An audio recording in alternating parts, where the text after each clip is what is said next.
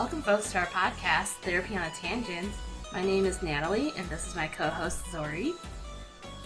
Hi, folks. And this is a podcast where two therapists talk about our geeky passions and mental health. So, Zori, what have you been geeking out on lately? So at the time of this recording, we're actually recording right before the final episode of season 7 of Love is Blind, aka the reunion episode. So I've been keeping up with that. And for those of you who don't know what Love is Blind is, it's basically this whole like romantic relationship experiment where the first few episodes people meet each other, but they meet each other with a wall between them. They don't know what they look like. They only hear the sound of their voices, and they try to develop a relationship that way. And then after, if they decide to get engaged, then afterwards they get to meet who they got engaged to.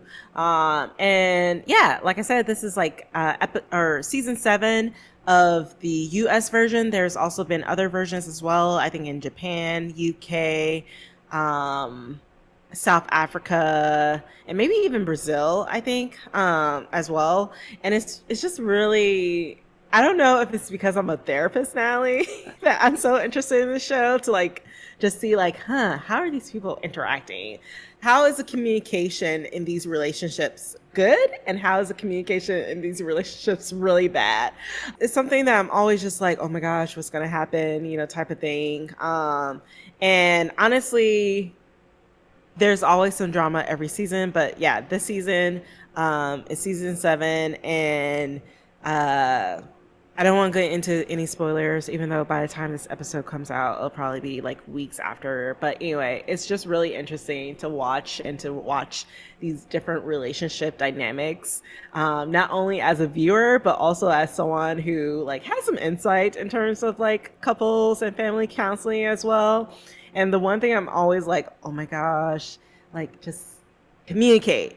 And again, it's also with the knowledge that there's a whole bunch of editing that's being done. So like there's probably like a lot of stuff that like was recorded that the editors didn't show because they're trying to create like some sort of like story or characterization for the people on it. But then also, just because I know human nature, there's another part of me that's just like, no, they did not communicate. This is not a communicative like relationship. They're just assuming that they know what the other person, that the other person should know what they should do or how they should act in a relationship. So yeah, it's a hot mess, but I love it. And I'm sure it's fun like watching it and observing it and not feeling like you have to be the one that tries to fix it. Because I think as a therapist in those situations, it's like you always want to like just sit your clients down and be like, listen, if you guys just like communicate and stop assuming things of each other, things would be fine. But very rarely do we say anything like that straightforward to people, and we kind of have to like talk them through it.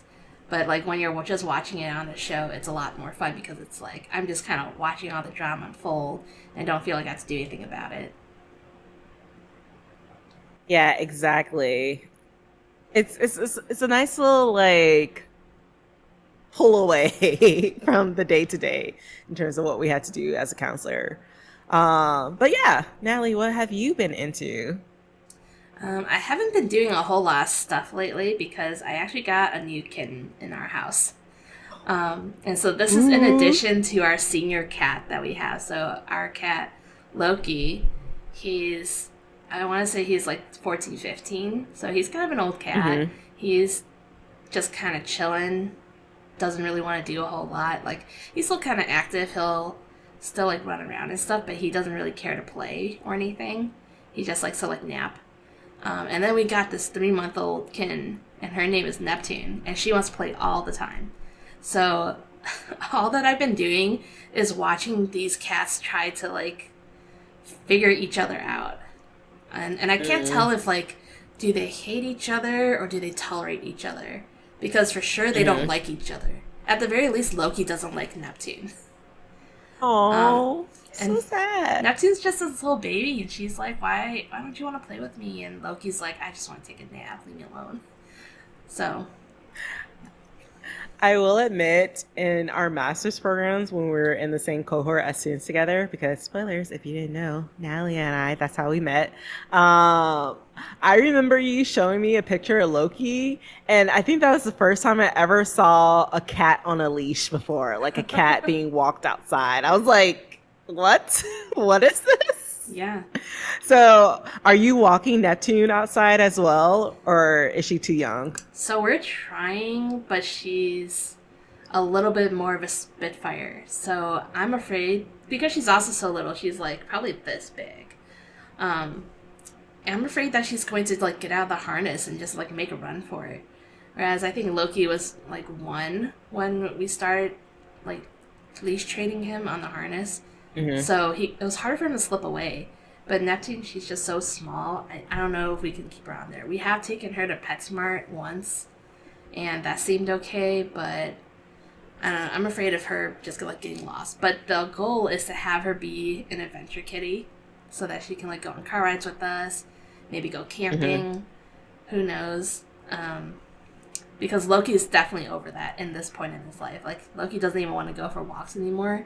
He'll take like two Hmm. steps out the door without a leash or anything. He'll take two steps out and then be like, "Nah, I don't want to be out here," and then just walk right back in. So he's done with like adventuring and doing fun stuff. It's like I lived that life. I'm not about it. Like I used to be out in these streets, and now I want to be home in the sheets taking a nap. Oh yeah. You know, that's what I think about too, like how good of a life cats have it a lot of times. I wish there are days where I could just be a cat. It must be nice to just nap all day, be fed all the time, and have my owners not even like care that I don't like you all the time, right? Like I'm pretty sure the Mm. cats don't like me all the time, but I still like them. So I don't know. It's a weird it's a weird dynamic with cats. Oh my gosh, yes. Like I would definitely be that cat that's just always napping like the sunny spot of the living room, living my best life. Love it. Oh, that's a goal one day, right, for all of us. You know, one day. Yeah. Well, at the time of this recording, we're starting to get close to some pretty big holidays coming up. We got Thanksgiving coming Hmm. up soon, and then Christmas shortly afterwards, and lots of other like Jewish holidays, Hanukkah, things like that. If you celebrate that, so lots of like big family things coming up. And I think Hmm. this is the time of year where us therapists we tend to get a little busy before this holiday season and after this holiday season. Are you seeing that for yourself, Zori? Yeah, so right now, I'm personally not seeing clients. I just needed to take a break with everything that I'm doing with teaching. But it's so funny because I'm teaching my students an internship, which is where we talk about like some of the clients that they see in their actual sites. And these are real clients that they work with real problems. And it's so funny because they need a certain amount of hours to graduate. And all the semester, they were just like, oh my gosh, I'm not going to get enough hours for the semester, blah, blah, blah. And I'm just like, listen, we just need to make it to Halloween. Once we get past Halloween, I promise you, we'll have all the clients that you'll need for the semester. And lo and behold, because I met with them earlier this week, they're already like, oh, yeah, now I have too many clients. Like, Dr. Paul, can I tell them, like, I can't take any more clients? I was just like, well, that's a conversation you need to have with your site. But and I tell you, yes. So yeah, definitely this is a season. It doesn't matter whether adults or whether they're children or adolescents. This is a season where even some of the clients that, they're just like, yeah, I'm good. We can see each other like every other week or once a month. This is the time where we start to see them where they're like, hey, can you pencil me into your schedule? Without doubt, around this time, this is where we start to see an uptick in clients. Right. And I think it's something about families that always, I don't know, brings like stirs something up for people, right? I think regardless of what stage of life you're in, whether you're like a kid or you're an adult or like you've been an adult for a long time, I think family still brings something up in you. And so like I think naturally like this holiday season is when I think anxiety goes up a little bit. I think people's like thoughts about themselves and like how they feel about their family, like that comes up too. So it's kind of a mess for some people. Um, so it's just interesting to Yeah. see all that.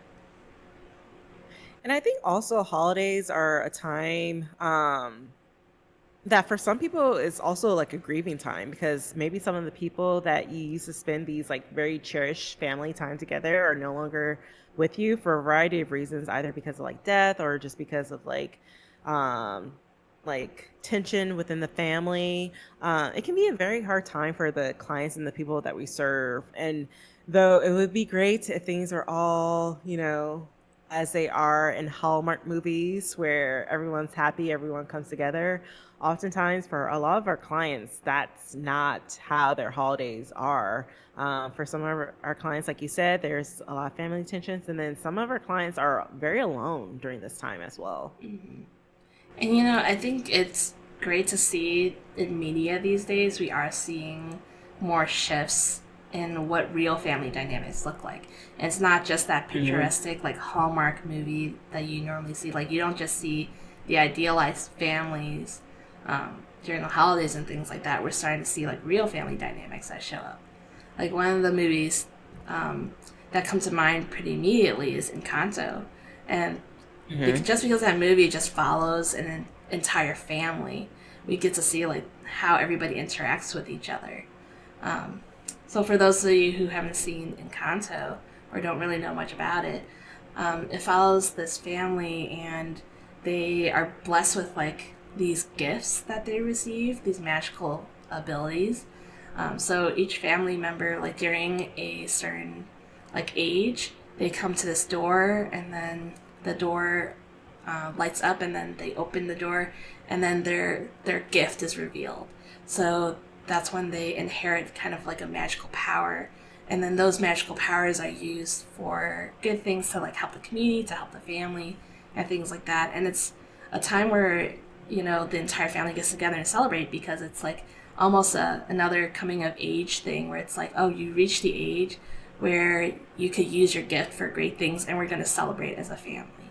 So it Hmm. follows this magical family, but then there's an incident where one of the family members, um, her name's Maribel, right? Hmm. She, Mirabelle. yeah, Maribel. So she gets to the door, and her door doesn't light up, and it's revealed that she doesn't have a gift, and so that becomes like a big disappointment for the family, and there wasn't a celebration because of it, and so it just follows Maribel and what is the family dynamic between her and her family members. Yeah, and I think Encanto is also like a good movie to talk about like the different roles of the family as well. So as Natalie was saying, each family member has their gift. And because they have very specific gifts for each family members, they kind of fall into these roles. Those roles are helpful in terms of family dynamics and kind of understanding like who does what. When it becomes all they see themselves as, when they can't see themselves other than these like cogs in the machine of their family, it gets harder to see or to view themselves as anything but their gifts. And that's something that we see in the movie a lot, especially with, well, with all the family members, but especially with Isabel's or Mirabelle's sister Isabella and Luisa, who Luisa is her special power is being super strong. She can lift buildings. She can lift donkeys, multiple donkeys. Mm-hmm. And Isabella, who is not only does she have the power to like grow flowers, but she's also viewed as like the perfect child, the child who can do no wrong. And throughout the movie, we see that they both struggle with insecurities in a variety of different way, but because they're throughout the family, not only themselves, but also how Mirabelle views them and how others view them as well. They just view them based off their gifts, based off of their roles, and how that can cause a lot of tension within the family when we don't allow. And again, I acknowledge I'm speaking from a very westernized perspective, how we don't allow certain members of the family to have elements of themselves that are outside of the family as well. And in psychology, we actually call that role lock. When you fall Hmm. into a dynamic within your family, that is your designated role. And I think like people are probably more familiar with roles such as the caregiver role or the scapegoat role in the family, right? Hmm. Or even like that perfect child role, like that's another role.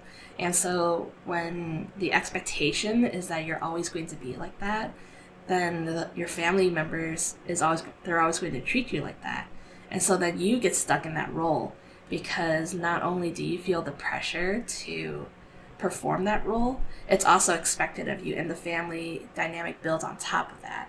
So it's like a almost Hmm. like a crazy web that you get stuck in this role because you're so tangled up in how does your role affect all the other family dynamics, and it depends on your role to for these things to happen. And so that's how somebody gets Hmm. stuck in a role lock. Yeah, and I think another perfect example from Encanto is, our favorite. We don't talk about him, but we should. Bruno in the family is he sees the future. He sees what could possibly happen, and there's a whole song about him and about how the family doesn't talk about him because whenever in the past when he has shared something, things go wrong. But what we realize throughout the movie is either some of those things were already going to happen and he was just predicting them happening. So like someone, I think in the line of the song, like he told me I was going to be bald and then I'm bald. I'm just like, okay, well, Harit, like that's your genes. Like Bruno did not tell you anything that hopefully you probably didn't know for yourself, that you had male pattern balding in your family or whatever, Right, like or he your didn't fish dying. Like, yeah, like he didn't cause those things to happen. He just simply spoke the yeah. future. Yeah, but unfortunately, his family was just like, okay. There's even one part with his sister, who's Maribel's aunt, was just like, during our wedding, he said, like, oh, I see clouds. And then, look, there's rain clouds. And he brought these rain clouds to my wedding. And then later on in the movie, we found out that he was like, hey, I saw that you were nervous. So I was just saying, like, hey, because the aunt controls the weather. Like, hey, because I know when you get nervous, it gets rainy. I was just letting you know, like, hey, you don't need to be nervous. You don't need to let your emotions ruin this otherwise perfect day for you. So, like, just be aware of your emotions. Just be aware of how your emotions are coming through. But of course, because he is viewed as, I would say, as one of the first scapegoats in the family, everyone takes it as, oh no, he caused this. His predictions, like if you get a prediction from him, then your life is ruined, type of thing. And that's another role where, unfortunately, even for our clients, when they are not part of a family with superpowers, they can still fall into that role of being like a truth speaker. And we see this with Bruno, but we also definitely see this with Maribel as well, where Maribel is like pointing out that Casita, their home, is like tearing apart. There's cracks, and she's the only one who's able to see it. Anytime she like tries to point it out to any member of her family, they're just like, "What are you talking about?" Or even the grandmother Abuelita, she's just like, "You're just trying to get attention." Anything that happens, because they do realize that their powers are starting to like disappear. They're like, oh my gosh, this is your fault, Mirabelle, because you kept talking about this. Um, and unfortunately, in families, oftentimes the people who are trying to talk about these things are oftentimes, if you really think about it, in the counseling sessions, the people who are realizing the areas that the family needs to work on, the family needs to improve. But as I tell my students, when we think about families, we don't think about them as like individuals. We had to kind of think about them as a unit, as one client that we're working with, even though there's multiple people within it. And that family, that unit, that system is always trying to get back to a normal. And unfortunately, sometimes that normal is not functional, but it's all that they know. And it's better to be back in that normal that they know, than in this normal that causes maybe some slight growing pains at the beginning, but is overall worth it. But because they don't know necessarily how to process that or how to navigate some of the growing spurts of that healing process, they rather just be in this not helpful, not healthy, normal of you're going to be the scapegoat. We're not listening to your truth. You're going against the family type of dynamic situation. Right. And systems normally push against change too, because there's a whole lot of Mm-hmm. destabilization that happens when there is change in a family system. And we even see the way that, people are responding to Maribel when she's trying to like list out the concerns, like, oh, do you not see these cracks? Like, I'm worried about the family, I'm worried about the house. And it's almost like she's being gaslit, where they're just like, oh, you're Mm-hmm. being crazy. Like, we're never going to lose our powers. There's nothing wrong with the house. And and I think that happens a lot in families too. When we try to talk about the problems, there it almost feels like there are moments where they gaslight you. Like, that's crazy. Like, this is all fine. We don't need to talk about things. Let's just keep going business as usual. And so a lot of things Mm-hmm. get ignored in family dynamics because it is scary to make changes. Because then what that means is that, like, people have the ability to be different. People can have different roles. Things that we thought were fine in our family might not actually be fine. And it challenges people to actually think about that. And I think as like a collective where there's lots of people, I don't think people like doing that, if we're being Mm-hmm. honest. Yeah, because we see this in Encanto, and I feel like, do we say spoilers? Spoilers, already. We see that one of the family members, Dolores, Mirabel's cousin, she knew that Bruno, who, like, all throughout the movie, it was just like, he disappeared. We don't know where he went. It's fine. We don't talk about him anyway. But he's been living within the walls of the house for years, not 1 year, not to you for like multiple years, because I think he disappeared around the time that Mirabel was like maybe 5, like around the time that she got or she didn't get her gift.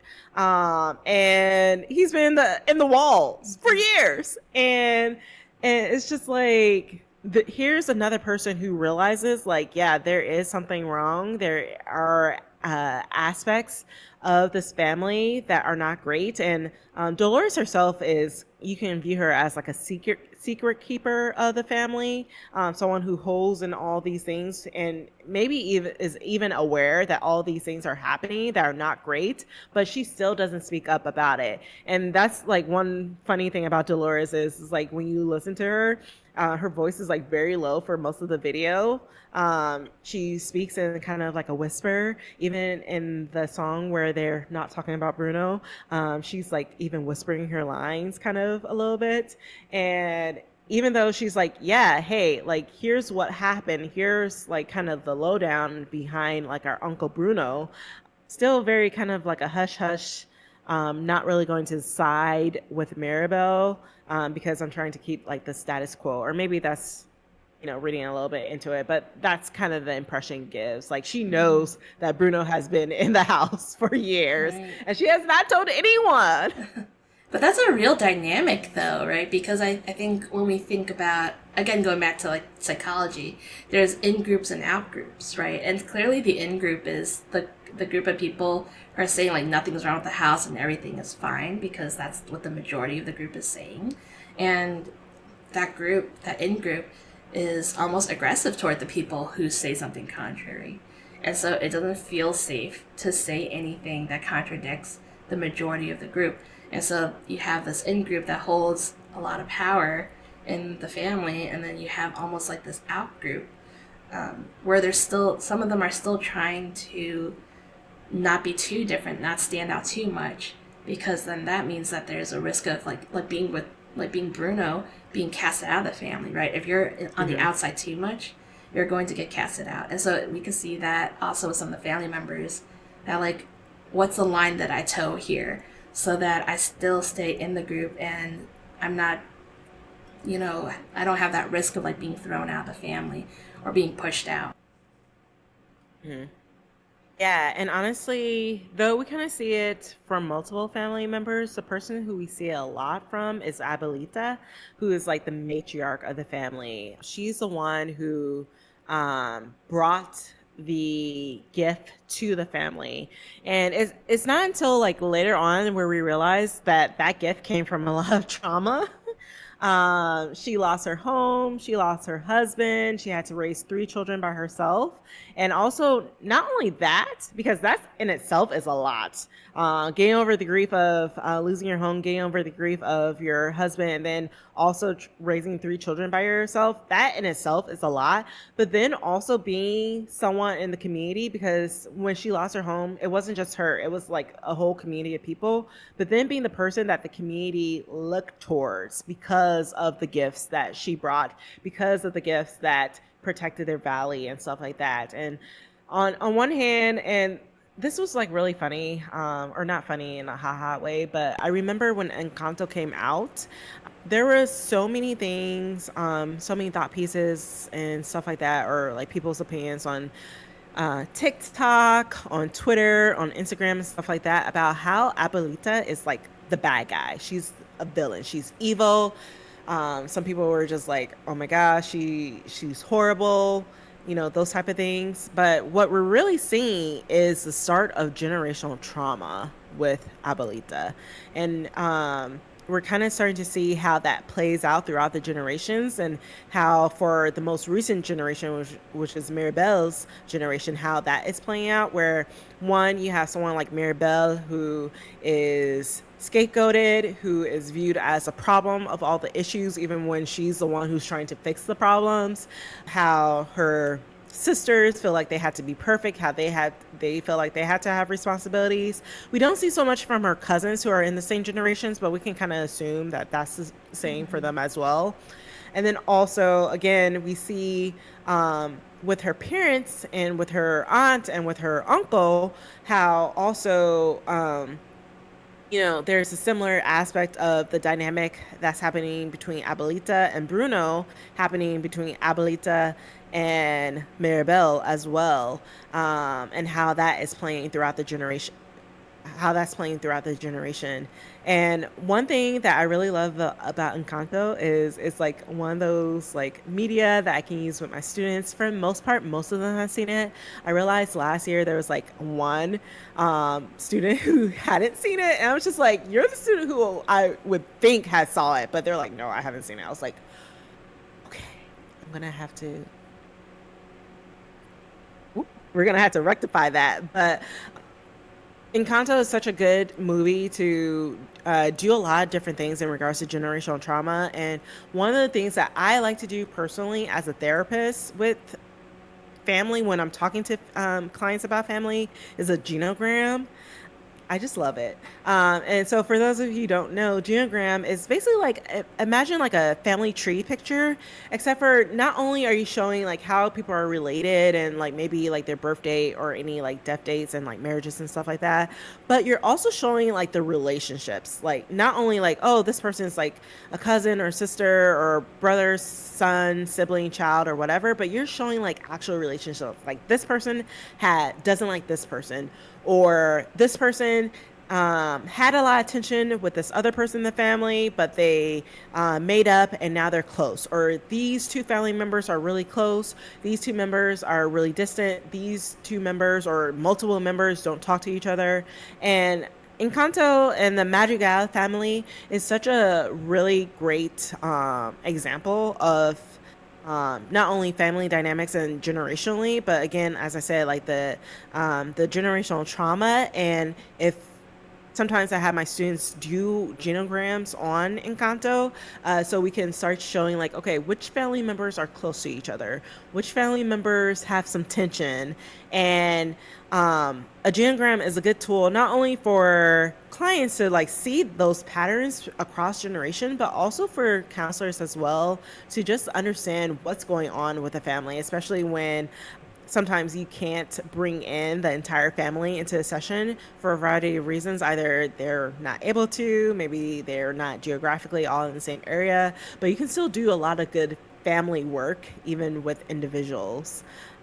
And yeah, just instantly, anytime I think of Encanto, I think of generational trauma with Abuelita and how that goes through the generations of the Madrigal family. And I think generational trauma is propelled by a lot of anxiety that people have, especially with like fears of the trauma occurring again. Because, like you were saying, Zori, like Abuelito went through the loss of her home, went through the loss of her husband, and and then she still had to survive because she had children that she had to take care of. She couldn't just give up in that moment. And so it's natural for almost like a survival instinct to kick in, where it's like, I don't have time to process what I'm feeling or what I'm doing. I just need to do so I can survive. And so she does the things that she needs to do to survive. But then what gets taught and transmitted over time is that same fear that Abuelita has, and she transfers that to her children, and they transfer that to their children. And that's when you start to notice, like generations later, we're doing the same things that someone in an older generation has done, but we don't actually know why we're doing it. We don't even know what the threat is anymore, because you could tell that a lot of the secrecy is about, like, we don't talk about the things that's wrong. We don't talk about the house and the house being in danger because it was scary the first time the house was in danger. And so that's why they don't want to continue talking about it. But we do things to continue to like protect the house and like do everything in our power to protect the house at whatever sacrifice that comes with that. And so that is what generational trauma looks like throughout time. Like, you're repeating the behaviors that are due to a fear that occurred sometime in your generational timeline, and the trauma of that gets transmitted in the way that we do things and the way that we think about things. And I relate so strongly to that too because, you know, from my family, I'm Chinese American, and one of the big things that has affected my family is the Communist Revolution. And my parents had experienced that in different ways. And as an adult, I see that I do things that are almost in response to that trauma. Like the way that I try to like save even the least important thing, like a box. I'll try to keep a box because I'm like, what if I need this in the future? But I'll always be able to get a box. So it doesn't make sense that I'm trying to hold on to this one box. But that idea comes from like that trauma of like, we might not have money, we might not have what we need, so we better save even the smallest things that we have. And so that gets passed down from generations. And then that's behaviors that I'm doing, and I'm no longer in that trauma anymore. But that's the mindset that I have. Like, I need to save things in case like I don't have it in the future.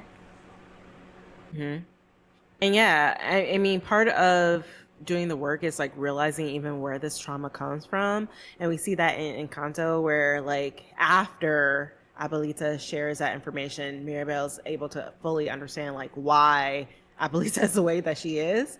But unfortunately, sometimes with some clients, and even just in terms of their family, but even in terms of demographics. So like for me as like an African American person, as someone who is a descendant of enslaved people in this country, in the US, there's a lot of generational trauma where if I don't really think and process it, I might just be like, oh, this is just how I am, or this is just how the family is. But like when I stop to think about it, like, okay, they're like for example, I used to have this family member who I know in my heart to heart, this family member really cared about me. She really loved me. Like there's just things that she did where she wouldn't have done it if she didn't care about me. But when I was younger, I didn't understand why she would say some things like, "Oh, you're so ugly," or like that type of thing. I'm a little kid. I'm just like, but my mommy told me I'm pretty, Yeah. And now being older and just understanding like the history of this country and the history of like Black people, African Americans of this country, and just also realizing like some things that trickle down from, even though Black people, the emancipation and stuff like that still trickle down from like slavery and stuff like that. And then also just thinking about like how old, because this was like a great aunt, maybe 3 times great, I don't even know, but like she was definitely someone who probably her parents, or at least her grandparents, were at some point slaves or enslaved people, you know. And I've done a lot of research, both like for professional reasons and also just for like my own reasons as well. Where one thing that I found out is that like one thing that enslaved people would do is they would downplay their children a lot. They would be like, "Oh yeah, I'm so sorry. He's so lazy, or they're so lazy, or she's so lazy, or or whatever." And it wasn't because they were actually lazy, but they found that if they did that to their children, their children were less likely to be sold or traded to outside of the plantation. Like that was a way to protect their children, right? But now, like in this like post emancipation, quote unquote, we're not even gonna get into this post emancipation like lifestyle, you know, hearing, that aunt say like, "Oh, you're so ugly" or whatever, and like not having that context, not having that understanding of like this is where this came from, it did hurt a little. And especially it's like something that like even now, like sometimes like when people give me like a physical compliment, I'm just like, ill. I mean, there's a variety of other reasons, but because I spent so much time with this family member, like I do think that it contributed a little bit to that. And again, like I know that she loved me. I know that she like if like I could talk to her now, she's no longer with us, but I know if I could talk to her now, she would be so proud of me. But like again, like that was something, a generational trauma, the fear of losing your child, the fear of your child being taken away from you, because they had the audacity to be proud of themselves. They had the audacity to be better than potentially their white slave owners children, or being seen as cocky or whatever, which could like again put them in very dangerous situations. And seeing how that sometimes can still trickle down to even present times as well. So yeah, I think sometimes the hardest things with these generational traumas, or sometimes called generational curses, is even realizing that they're even happening. And I mean, sometimes when you can do that, at least you can be aware of that. But like sometimes it's just like with my example, you don't even know where it came from until, best case scenario, you run into this knowledge. And I found out about this from like this random documentary that was about a much larger topic, but they brought that up. I was like, that's where that came from. Okay. Okay. Yeah. That's where a lot of the healing happens too for people. Because I think a lot of times the people mean well, right? Like I'm sure that your great great aunt meant well, in some ways, right? Because that's also what she was taught, to be able to like protect. Like this is just what we do for our children, kind of thing. Like bring down their ego, make sure they don't stand out too much. It comes from a well-intentioned place, and I think Abuelita also, it came from a well-intentioned place too. Like I'm trying to protect the family, I'm trying to protect our gifts and things like that. But I think understanding what the intention was and what the trauma was helps for people to choose to do different things. And that's how we break generational curses, when you understand like where all this come from, and you get to decide, how do I want to handle this from now on. And I think even like Maribel was kind of struggling with this too, figuring out like who she was in the family if she didn't have these gifts. But I think we saw that part of like breaking the generational curse was that she gave other family members the power of choice. Because then it was about how, like one of the scenes that really stuck out was her sister, what's her name? Isabella. Yeah, Isabella. She was depicted as this like flower child, beautiful, can do no wrong. And then Maribel talks with her, and it's kind of like, aren't you ever just like sick of this? And Yeah, like what else can you do? yeah, and that's when like Isabella really comes out of her shell, and like she can get really wild. She, was no longer like depicted as this perfect child, but she had like wild colors in her hair. She's doing all these things. And she felt so much more free to be herself. But like that was something that really appalled Abuelita, because then it's like, what are you doing to the family? Like this isn't the image of what you're supposed to be. Like this isn't your role. Like how can you contribute to our family or contribute to like our village if you're doing all these things? But that's also an expectation that was placed on her that she didn't necessarily ask for. Hmm. Yeah, and same with Mirabelle's other sister, again, being so strong. Not only is she taking on the weight, the physical weight of her family, but she also has like the older sister. And I feel like a lot of people really resonated with Luisa, especially like the older sisters, because sometimes they turn into like other parents as well, like the second or third parent, depending on how many parents are involved. But again, that fear of like, what does it look like if I do something for myself or something that is different from what the family is? Not even like going against the family, but just like different from what the family has told me to do. And I think we also see that with Luisa a lot, that like fear of like, oh, I'm supposed to take a break. Like, I don't. What is rest? I don't know Mm-hmm. her. That was Yeah. basically Louisa until the very end. So yeah, I'm trying to think of other family members. I mean, we saw the mom. The mom heals people. We didn't really see kind of the negative side of things, but you can assume that, if she's always taking care of herself, like maybe who's taking care of her.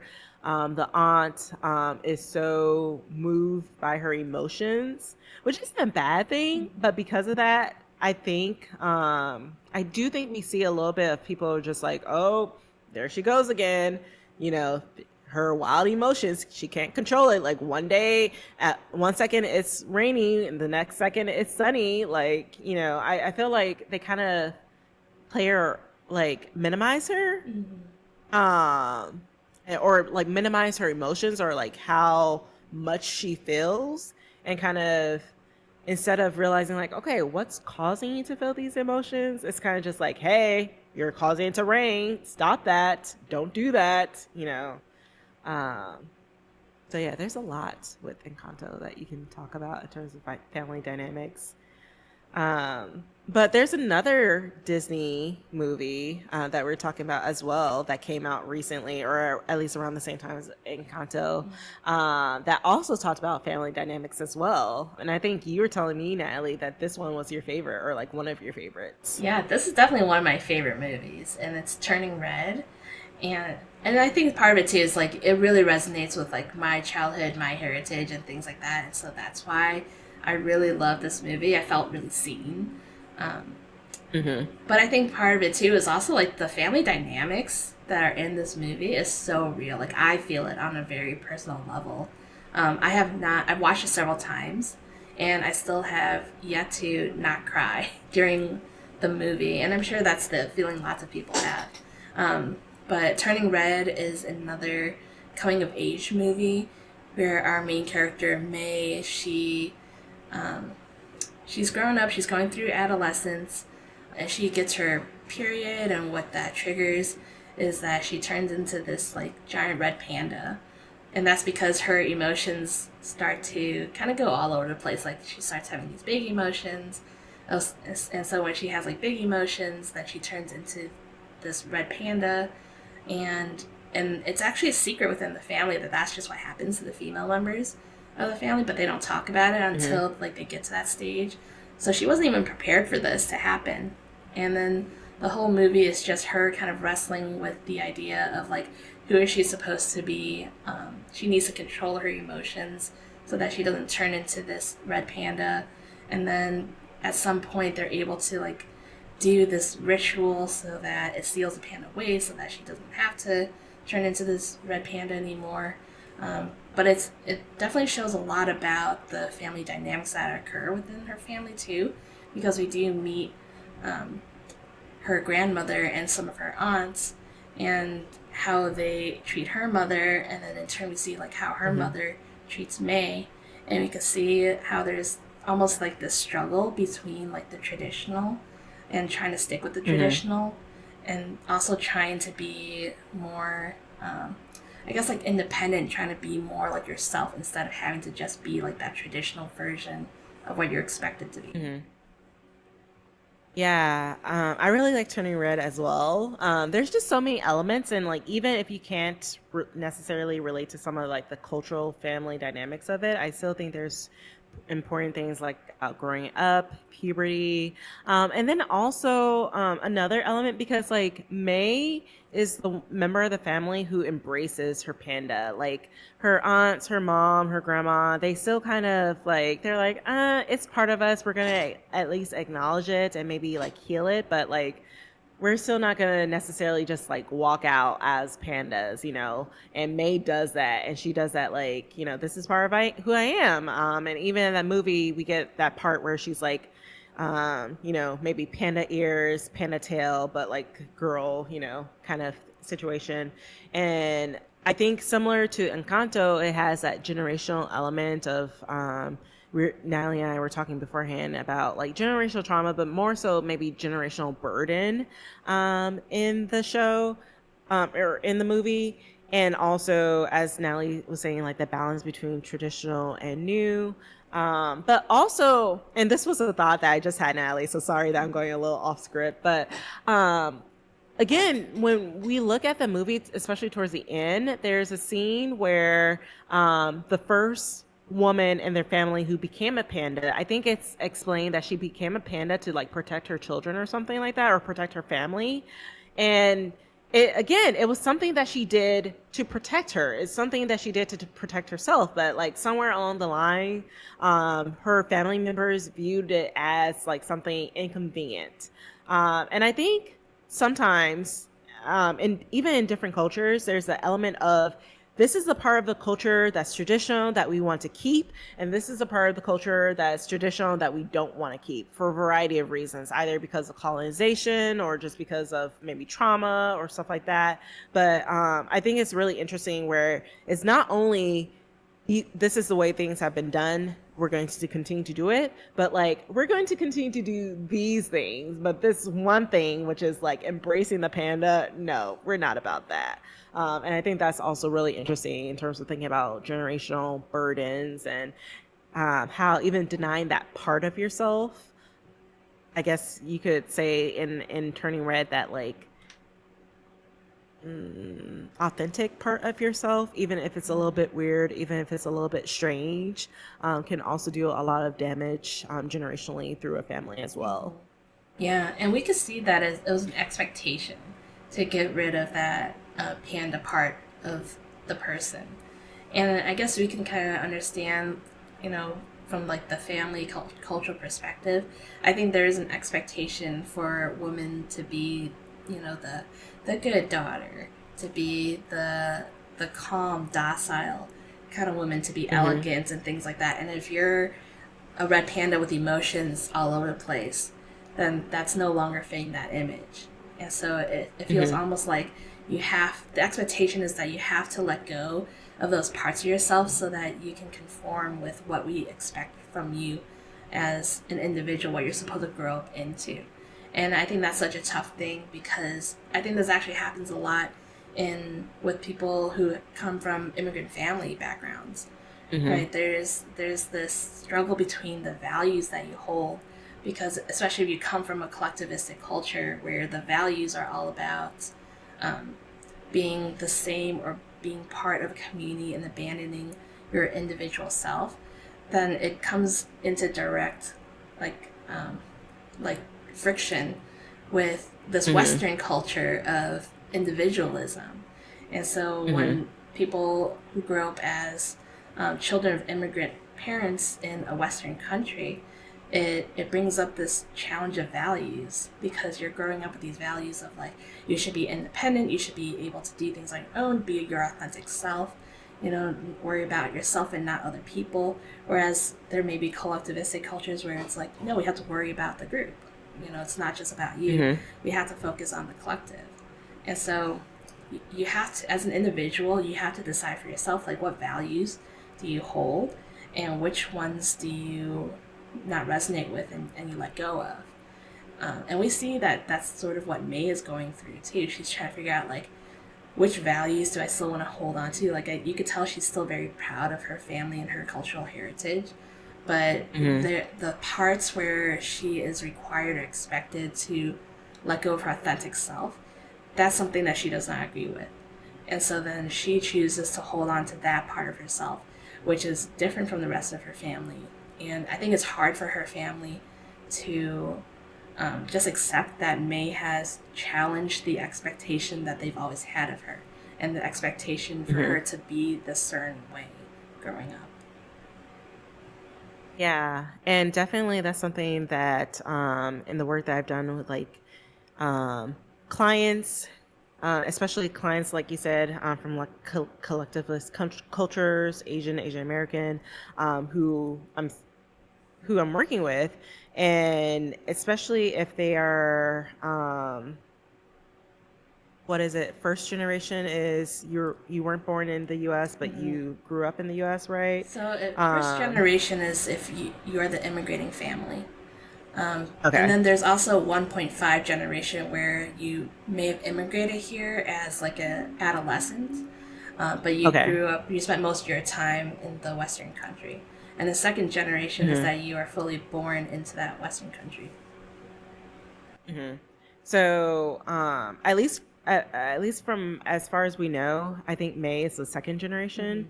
And in the work that I've done with like adolescents and teens, especially those whose like family immigrated to the U.S., there's always this tension between, you know, not only for the client but also for me as a therapist, and especially as a therapist who is not part of that culture, finding the balance between respecting and upholding their culture and their traditions, but also realizing that they're in a kind of different setting and environment than their parents were, or even their grandparents were, and like realizing how like some of those different things of being this Western individualistic culture is going to cause a lot of tension, and how can we give them the tools to survive that, but also still like not like uphold and respect their culture as well. And I think we see a lot of that with May, and also with her mom Ming, and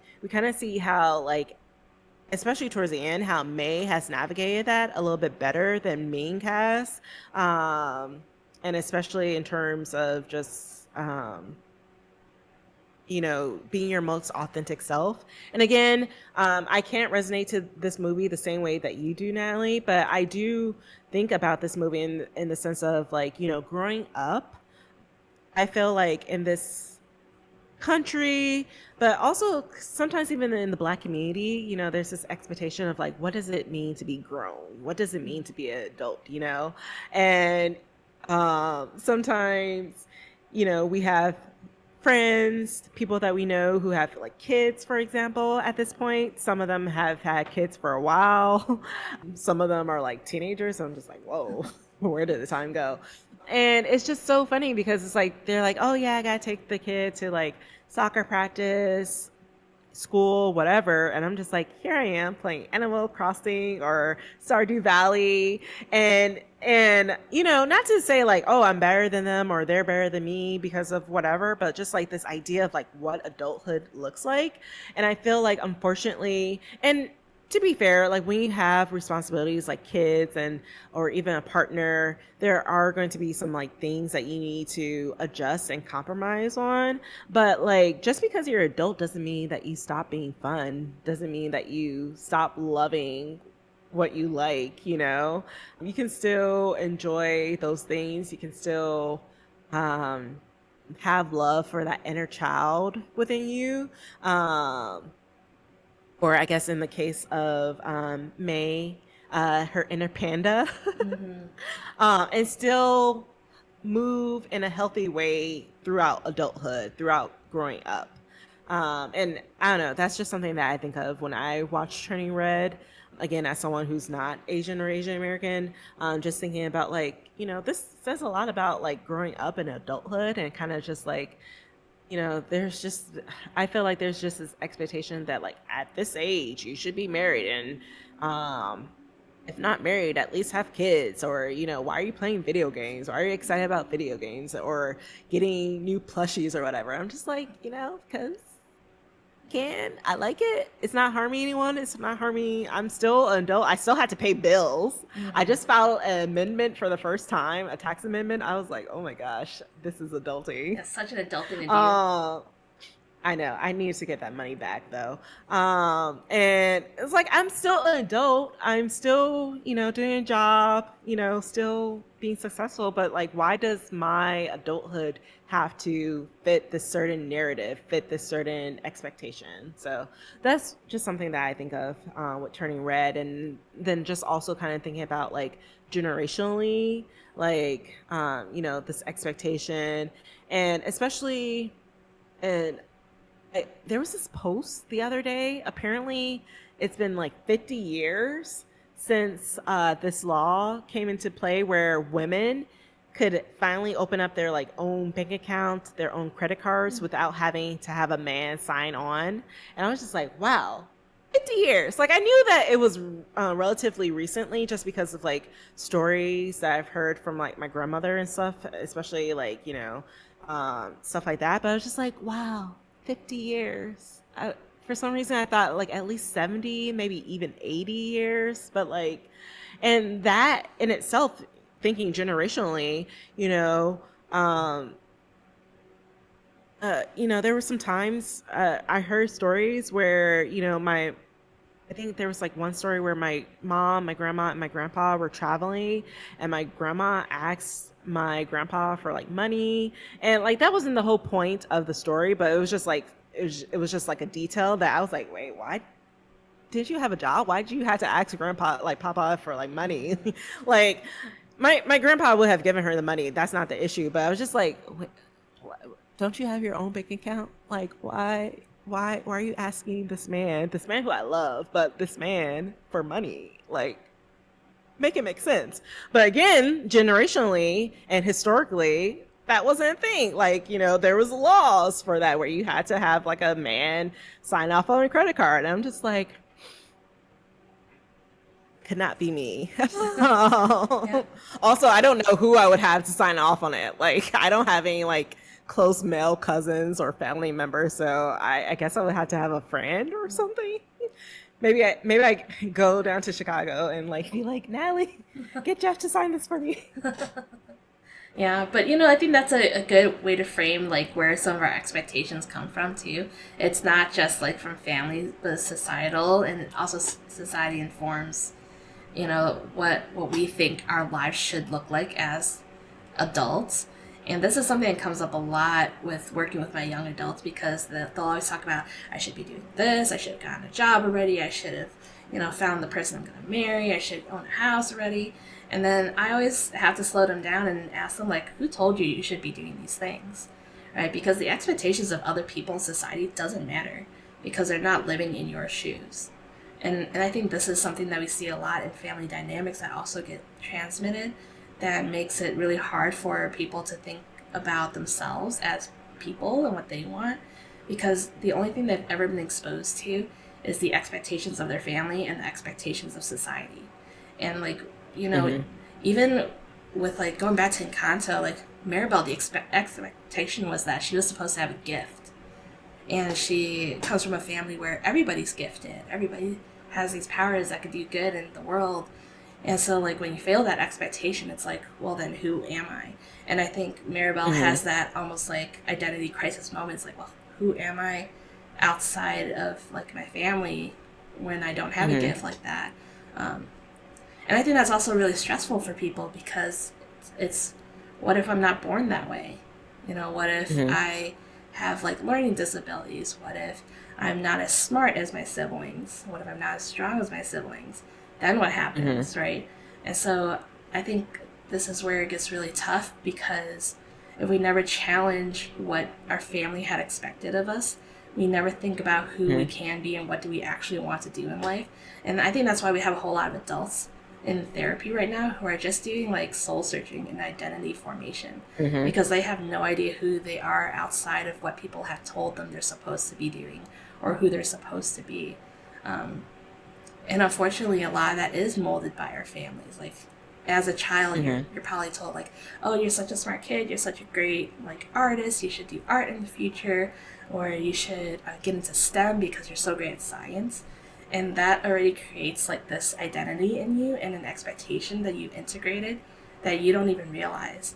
And so then when you get to the age where you're like deciding if you're going to like go into STEM or go into art, you're like, well, I don't know. I was told I was good Mm-hmm. at both. So what do I do? Mm-hmm. Who do I want to be? I don't actually know. Um, and so like I think that's why it's so tough when we impose expectations onto other people, because then it doesn't give them a chance to actually think about who who do they want to be outside of the expectation of Mm-hmm. others. Yeah, and like in Turning Red, we see with May's mother Ming, they're in like this like internal world, and we see this young version of Ming where she's crying, she's upset with her mother, and we kind of it's basically that inner child of her where even as an adult she's still holding this inner child who doesn't feel like she's good enough, feels like she has a lot of regrets even in adulthood, that's still driving a lot of how she's interacting or even raising May. And even though she may be raising May in a slightly different way from how her mother raised her, it's still not it's still one that's kind of a raising out of surviving instead of thriving. And it's kind of um, a misplaced way to heal herself instead of just letting May be herself. But thankfully, we kind of get a little bit more of an equal balance, similar to Encanto. But yeah, it's just, it brings up a lot of good conversations around expectations, families, generational stuff as well, and how even as adults we can still hold on to those trauma, whether we aware of it or not. That can be difficult, and sometimes some of the work that we do, Natalie, especially when we're working with adults or even sometimes working with parents of kids, is to help them realize like, hey, just because this was something that was done in the past for you as a child doesn't necessarily mean that it was the best thing. And the phrase that I love to hear from people is just like, well, this happened to me and I turned out fine. And I'm just like, did you really? Because I'm just like, well, good thing, lucky for you. I follow ACA Code of Ethics, which means I cannot diagnose you, especially if you're not a client. But in my head, promise you, I'm already coming up with a list of reasons, things that are like, if I was your therapist, what would I want to focus on, type of things. Right. And I think that's such a tough thing to detangle too, because I think it happens so often. It's like the dreams of our parents get put on us because they didn't have the opportunity, or they felt like their life would have been so much better if only they had X, right? And so then they impose that on their child, like, oh, I didn't get a chance to learn piano. Like I hear this a lot from like my Asian friends, where their parents are like, I never got the chance to like learn piano or like play violin and things like that. Mom was like that too. She was like, I never learned piano. I never learned flute. So now you're going to do it. And I was Right. like, I don't want Right. to So do it. now this is your dream, right? That you have to do these things. Yeah. Thankfully, she let me stop. I was like, oh, I'm tired. Yeah, but that's like the tough family dynamic detangling, because it's like as a child you hear that and you're just like, oh man, then I guess I really should work hard and practice piano, or like be grateful that Hmm. I can do this, even if it's something that you don't want. So it's like even from a young age sometimes we're conditioned to like take on the dreams of others, and then that Hmm. becomes like another like legacy burden that we hold, because sometimes like even that gets transmitted over time, like, oh, this is an opportunity I didn't get when I was your Hmm. age, and so now this is going to be your dream, this is now your burden to hold. Yeah, and especially when the child knows that like the parents have sacrificed so much for them, and which is something that happened with May. Like my parents have done so much for me. The least I can do is be a good student. The least I can do is be a good daughter. The least I can do is like follow their like rules or whatever. And not only is that like a burden, but then there like brings a lot of like guilt that is often sometimes unfounded or unnecessary, but because for a variety of reasons, either because the parents have made it explicit that, I do think like I have sacrificed this so much, so you should be grateful. Or sometimes just because even if they don't say that, sometimes it gets expressed that way to the children, even when the parents are just like, no, I don't want you to like be worse off because now you feel guilt or feel like you're being pressured. But somewhere along the lines, again, miscommunication happens, and they never had that discussion of like, hey, this is actually not helping. This is actually kind of being detrimental to my health, to my well being. But I feel like I can't say that because you have given me so much. And we were thinking about like other Disney movies that like match with this theme of like generations. I just thought of one. Elemental. Did you see that, I Natalie? haven't. That is on my list, and I was told that I have to watch it. So hopefully that gets watched in the next week or two. Yeah, I think if you like Turning Red, if you like Encanto, Elemental has some very similar things, especially from like an immigrant perspective of like, I'm the only daughter, or like, my parents sacrificed so much. I need to do these things as well. So, and then especially has that like, other element of, what I was kind of saying earlier, where you're second generation, or even that like 1.5 or point 0.5 generation. Which 1.5, one yeah. was it? 1.5 generation, where maybe you did come from another country, but like you spent most of your developmental years here, and you're still kind of balancing that like acculturation, where it's like, okay, I feel like I should keep these family traditions, but also like this is a new environment, and like it's a different environment from the culture, from the experiences of my parents or even grandparents or other family members, and like how do I navigate those things in a healthy but also respectful to like my culture traditional ways as well. So definitely recommend Elemental. Yeah, definitely on the list. But I guess this is all part of like what makes us so like loaded when we go into the holidays, right? There's all these like family dynamics that's going on that is even just in the background that we don't actively think about every day. But I think like that is the stuff that gets sparked when we see our family, like the family expectations or like just the complicated dynamics, whatever family trauma is there, all those things. It's just like, well, now we're all stuck together celebrating a holiday and we're not going to talk about the issues, but we all know it's here, right? So it's that tension, and that's what we kind of all sit with sometimes and we get anxious about during the holidays. Yeah, and I usually talk to my clients about like what to expect in terms of holidays. So this is just some information. I am not your therapist. I'm just your person who just happens to be a therapist and has a podcast with her co-host. But one thing that I would suggest if you are going to a family dynamic over the holidays that isn't, that lifetime Hallmark movie thing is, one, be prepared for that. Be aware that this has happened before, that you're probably still going to have certain situations again, and just be aware of that. I also tell clients to have like an exit plan. So like if you can, because I know sometimes, especially for our children and adolescents, they can't leave the situation. They can't like be like, okay, I spent an hour here, peace. But if you can, set a time limit of how long you're going to be with your family and stay to that time limit. And then also have like friends or other trusted family members on standby, either physically or, on the group chat, on FaceTime, whatever, to maybe debrief with. And again, talk to these people beforehand, be like, hey, I'm going to need someone to debrief with after this family like get together, just so you can have someone who, can trust, who can be empathetic with what you're going through as well. And just someone who,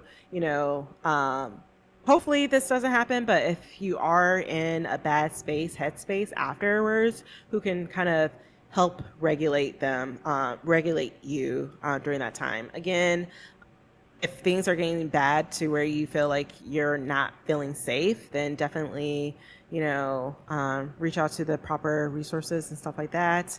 And maybe, Natalie, I'll put this in our captions and stuff because, this is helpful around this time for this video. But, definitely reach out to either hotlines or to trusted family friends, or if you have a therapist.